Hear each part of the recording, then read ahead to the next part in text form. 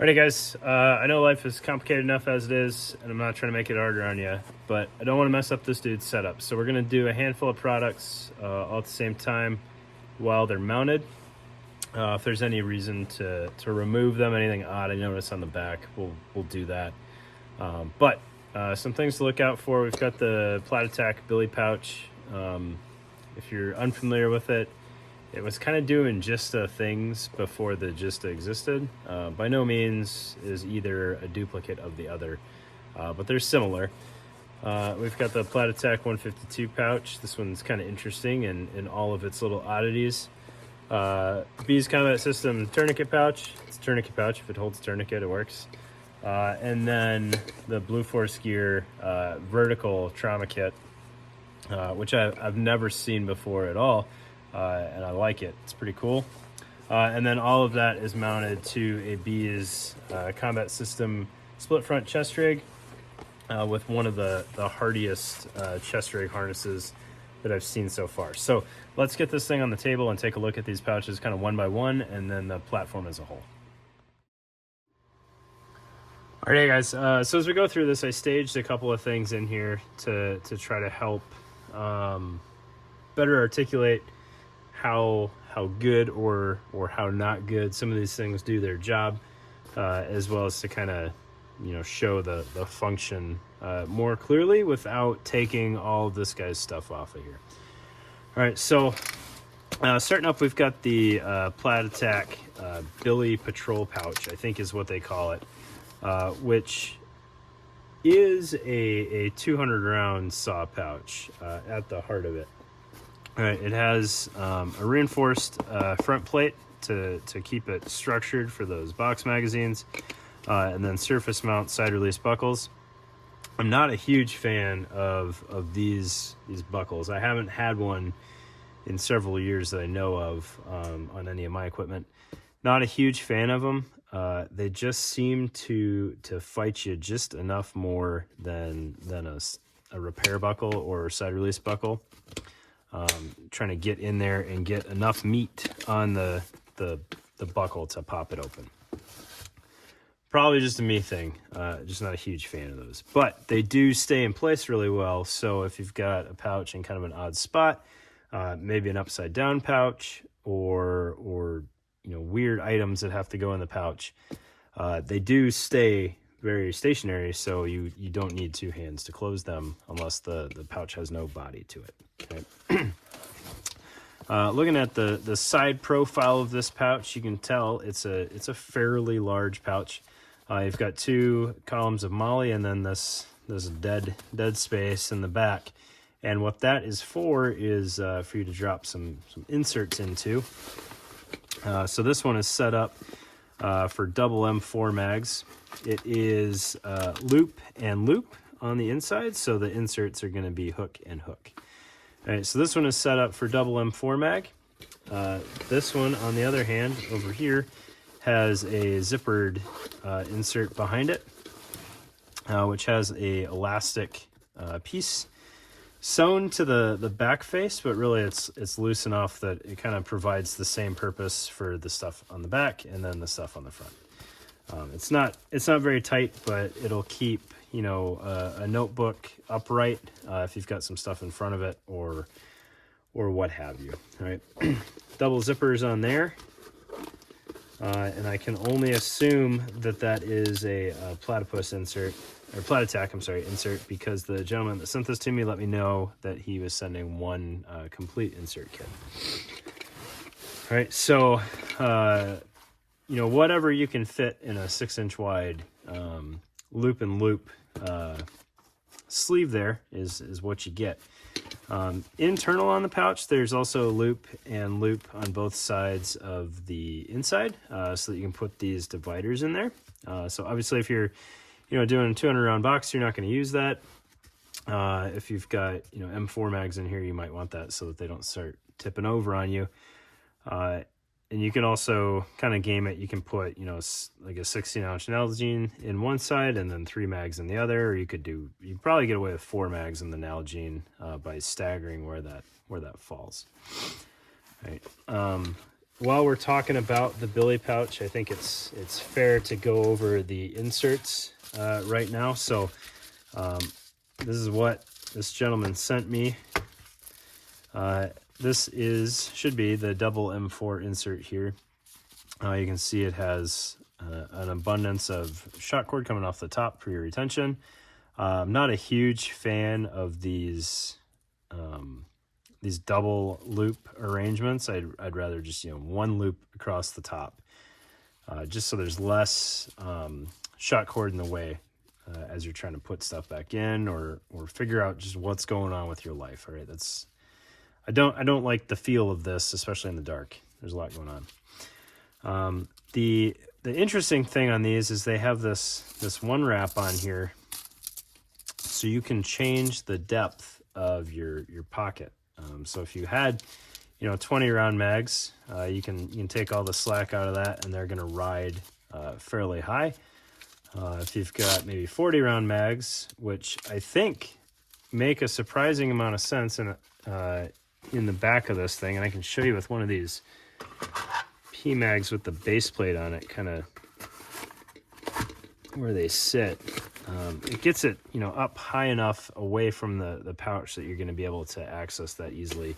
I don't know how deep he has these. It looks like he's got those maxed out in there. So 40 round P mag in the back of this, I think, actually makes a good bit of sense. You need less magazines, and then you can retrieve them easier. So that's kind of a neat way of doing the depth on there. It is interesting too that it is sewn in on the back side, or I guess that could be the front side, depending on how you want to look at it. And then you just have the running tail on the other side. So sometimes you see one wrap included with a product, and you're kind of like, you just didn't really want to sew Velcro to stuff. But they used one wrap because it gives you the flexibility, and then hard mounted it to show that it wasn't the easy option, right? It was just the option that made sense. So that's the double M4 insert, and then you've got a pistol mag insert here, which you could do the same one wrap setup on it. So maybe you wanted subgun mags in there for whatever reason, because you're in a 1980s action movie and you've got belt kit with subgun, patrolling through the woods. You could do that with this, or if you had this in here and you didn't want your mags to disappear on you, you'd buy some aftermarket one wrap, and you could seal those up pretty well. So I think the way these are set up right now, I got a dummy 19 mag here. Oh man, I am a fool. It is sewn on the bottom. That's why there's no one wrap there. Dang it, no 1980s action movies there. So that's a Glock 19 mag, more or less bottomed out in there. I bet you could pop that stitch though real quick if you wanted to do some Arnold in Columbia LARPing. All right, so double pistol pouch, and then I'm not entirely sure why they give you the option of single mag pouches. I think if you wanted to use this with success in the back of there, I think you'd kind of have to set it up like that so the sides overlap a little bit, and the binding kind of just rests on top of the binding. So you could put that in there. Right. You could also, use any of these internal in the pouch here. So I don't know exactly what arrangement you would be working with here, but you could get mags on the front face of this, and then get some 16-ounce Nalgene's behind there. I don't know if that makes a lot of sense for anybody, but you could do it, and it should work out just fine. So that's the Platatac Billy Patrol pocket. I don't know the price on those, but that's kind of a cool pocket. I wish it was a hair smaller though. It's always interesting when you see these like 200 round saw mag pouches, or 200 round box pouches, like optimized to use M4 mags also. It gets strange to me. All right, moving on. It's got the Beez Combat System tourniquet pouch here. Tourniquet pouches are real hit or miss for me, because I've been soured to some being exceptionally tight, others just being sloppy, some of them being, way bigger than they need to be. You'll notice there's not a tourniquet in here because I pulled my tourniquet out and I could not get my cat into this pouch. So if you've got cats, I don't necessarily think I'd recommend the Beez pouch here. But I've been called dumb in the comments enough for not being able to figure out how to use pockets correctly. Maybe you want to roll the dice and do it. But there's no cat in there because I couldn't get it to fit. The construction on here is interesting though. So you've got this little, ID tab on here that's reversible, red and black, clearly labeled tourniquet. And then the strap coming off the top here is because there's a slot in the back for your shears. I never made it that far because I couldn't get the cat in there in the first place, so the shears would make it that much tighter. I was just getting hung up on the plastic hardware on the cat. It did not want to get through the lip of this pouch. So maybe other tourniquets you'd have better luck with, maybe a soft T, I'm not really sure. But the cat was a no-go. All right, looking at the Platatac 152 pocket here. It's a 152 pocket. It's a small flask or 152 with front pouch. So here's the front pouch. Nothing extreme, but if for whatever reason you needed to take your push-to-talk off your kit between using it, or maybe you had a cattail antenna routed through here and you wanted to secure it, make sure it didn't get snagged on anything in storage, that pocket would work well for that. Lens Addict compass should fit in there pretty well. This Range R card here from Black Hills Designs just doesn't quite fit, so one of the micros would do you there. I don't know. This pouch is it's catching me off guard because it has really strong old school Condor vibes, which I don't appreciate, but I don't mean to slight Platatac just because of that. So continuing on with the rest of the pouch, you've got a strap that comes across the top to retain your radio, because you'll notice with the double zippers here, there's no pass-through for an antenna or anything like that, so you're going to have the top of the pocket open, so your push-to-talk and antenna can come off there, which is a little unfortunate because looking at the rest of the pocket here, there's a lot going on that I feel like you can't really take full advantage of just because of the radio being in there. So I'll get that radio out of the way. There's a kind of mesh pocket in the back of here, which I assume is where they want the radio to go. And then it has a Velcro mounted or tightened tether there, so that the rear tether is sewn into the back of the pocket, and then you've got this for radio retention, and you could take up whatever slack you wanted. Clearly I had more slack in there than I need, so we'll drop that back down in there. And then on the front face of this, it's gonna be pretty hard for you guys to see. There's a little bit of elastic down there, which is why I say I believe the pocket's for the radio, but you could finagle your radio into that elastic as well. I think you could also, let's find a mag again. I think you could also retain an M4 mag in here. Not that I really want to. That elastic is pretty far down there though. It's real close to the bottom of the pocket. I think you could get your radio and a mag in here at the same time. I don't know why you would want to, but there you go. You get the mag kind of tucked into the front flap there, and then our strap over top. So there you go. You got a 148 and a 30 round P mag with a base plate on it, and it fits well enough. Then on the sides of that, just like the Billy pouch, you've got some Molly webbing or Pals webbing. What's interesting though to me is this one has traditional Molly, and then the Billy pouch has laser cut Molly. I don't know, kind of interesting. I'm curious what drove the decision there. All right, continuing on, we've got two of the Beez pistol pouches here. So this is a 20 round PMag, and you can see it barely catches there. We'll do the dummy 19 mag here. See how that fits. That sinks all the way to the bottom. So I feel like we could have had a happy medium here. Either optimize it more for extended mags, or shorten it up a little bit more for your standard mags. And I say that with 21 round mags, you know, especially in the military, really being more so the norm these days. You've got the 17 and 21 round M18, M17 mags. So could have been taller. It fits well enough in there. You almost don't need the flap. These Beez pouches have an interesting amount of bulk at the mouth of them, so it keeps them open really well, but it also kind of fights you. At first I thought it wanted me to, you know, go frontsy backsy with the mag there, just based on the way that pouch stays open. They do have kind of nice finishing touches on these Beez pouches, with, you know, the little cutout there and little loop sewn on there, so you've got something to grip onto.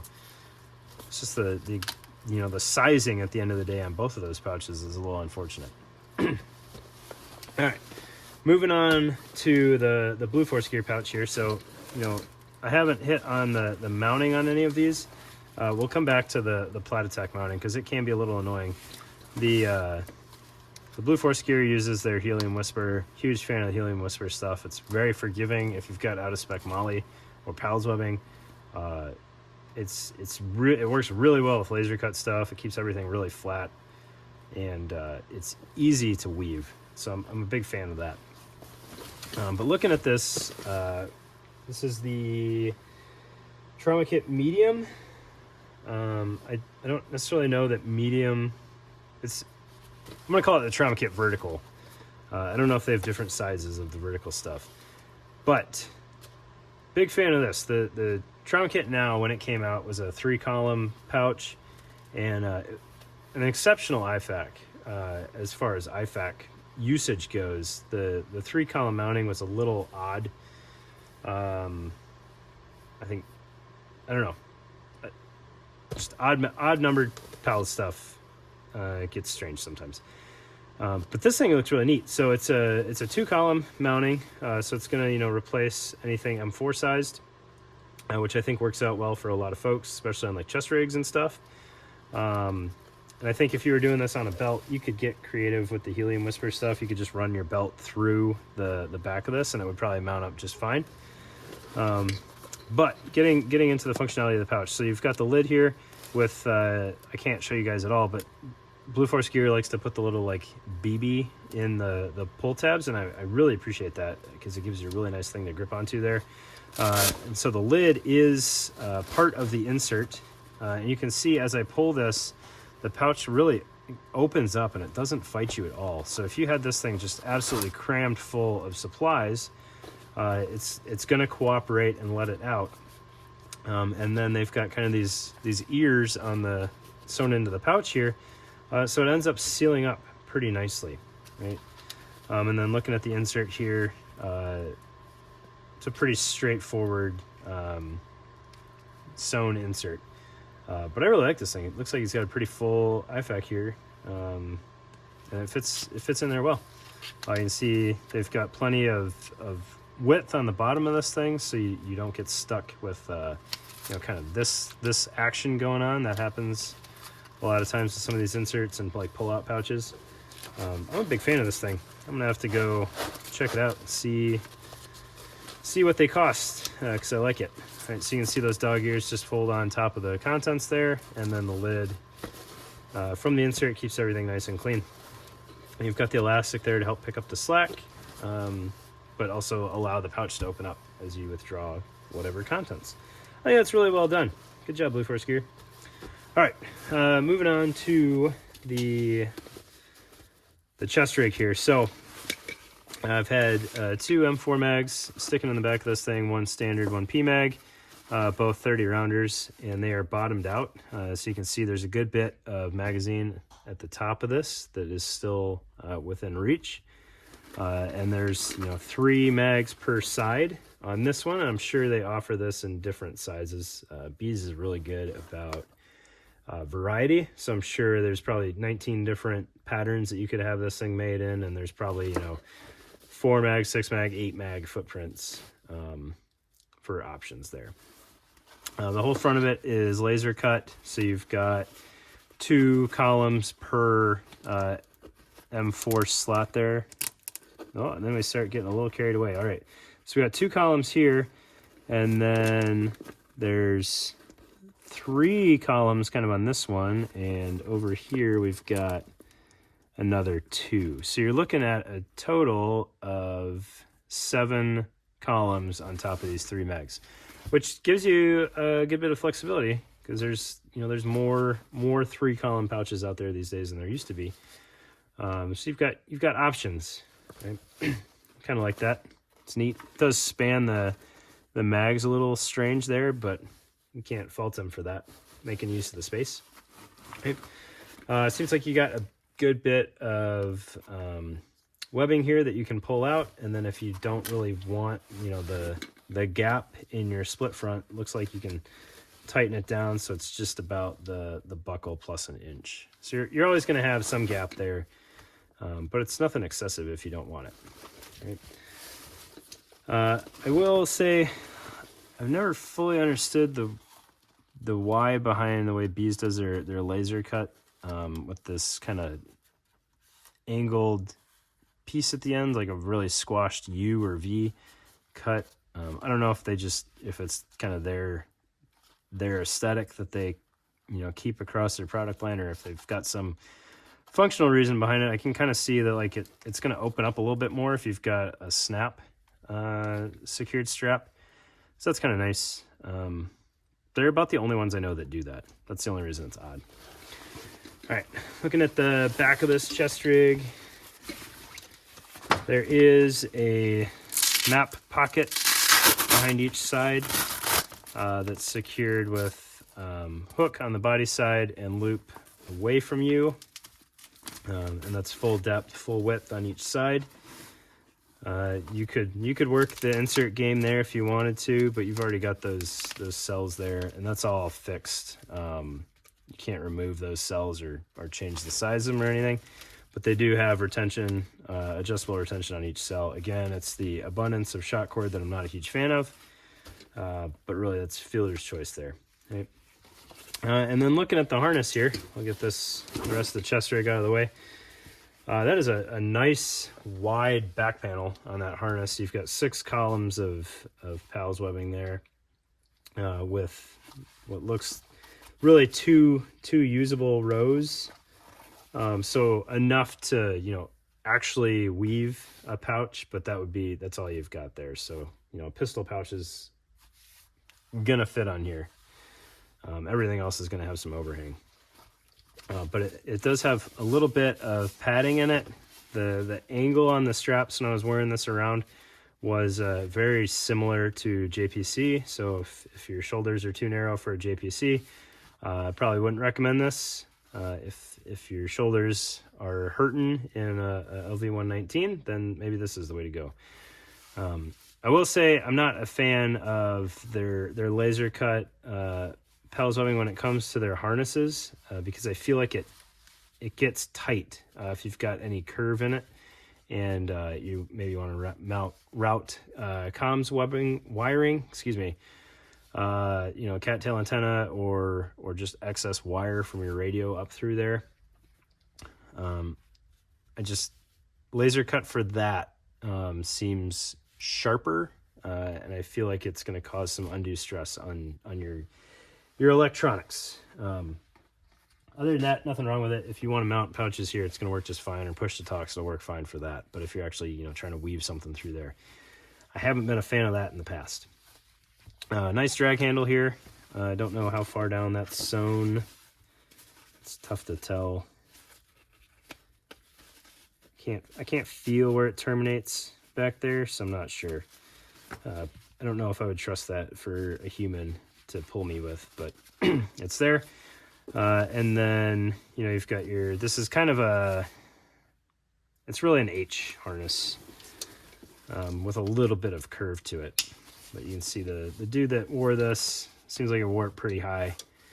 And I would imagine that angle was fairly comfortable for that. And then you can remove it. So I guess in reality, if you wanted to, you could disconnect your harness here, and you could pop the sides off, and you could use it as kind of a shoddy. Oh no, you couldn't, because that you'd have to clip that buckle, or come up with some sort of Velcro in solution for your other upright. But I was going to say you could kind of use that as a hasty placard too if you wanted to. You would just have an extra side buckle. It wouldn't be awful. You can make it work if you needed to. But there you go.